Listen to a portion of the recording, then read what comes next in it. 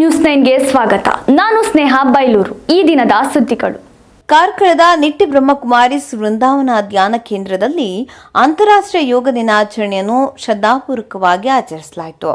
ಕಾರ್ಯಕ್ರಮದಲ್ಲಿ ಬಿಕೆ ಯಶೋಧ ಅವರು ರಾಜಯೋಗ ಧ್ಯಾನದ ಪ್ರಾತ್ಯಕ್ಷಿಕೆ ನೀಡಿದರೆ, ಬಿಕೆ ಮನೋಹರ್ ಅವರು ರಾಜಯೋಗದಿಂದ ದೊರೆಯುವ ಮಾನಸಿಕ ಹಾಗೂ ಆರೋಗ್ಯ ಪ್ರಯೋಜನಗಳ ಕುರಿತು ಮಾಹಿತಿ ನೀಡಿದರು.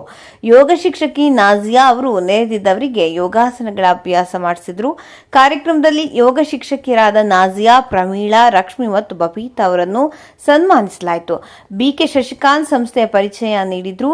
ಬಿಕೆ ಶಂಕರಣ್ಣ ಸ್ವಾಗತಿಸಿ ಬಿಕೆ ಖುಷಿ ಧನ್ಯವಾದ ಸಮರ್ಪಿಸಿದರು.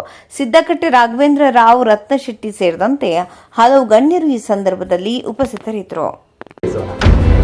ಕರಾವಳಿ ನಾಡಿ ಸುದ್ದಿ ಸಂತೆಯಲ್ಲಿ ಸತ್ಯದ ಜ್ಯೋತಿ.